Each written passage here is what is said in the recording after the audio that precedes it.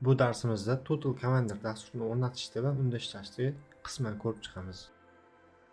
Total Commander dasturini kompyuterimizga o'rnatib olamiz.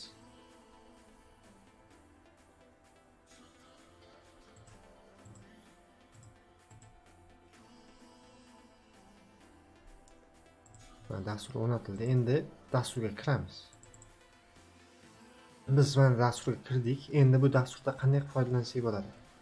Biz mana fleshkamizni bu esa diskimizda deb qarash qiynaldi. Bunga biz fleshkaga ma'lumot tashlaymiz. Kompyuterga ma'lumot tashlamoqchimiz. Buning uchun biz nima qilishimiz kerak?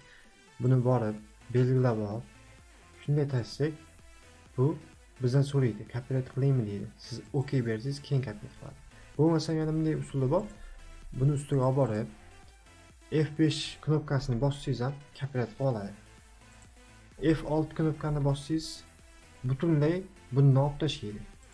Endi bunda papka ochsa bo'ladi. F7 knopkani bossangiz sizdan papka ochishni so'raydi.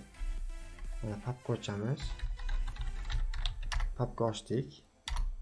Endi mana shu faylni yana copyright qilib tashlaymiz.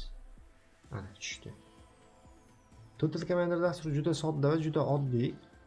Bu bizda shu fayllarni ustida tezkor ishlash uchun ancha qo'l keladi.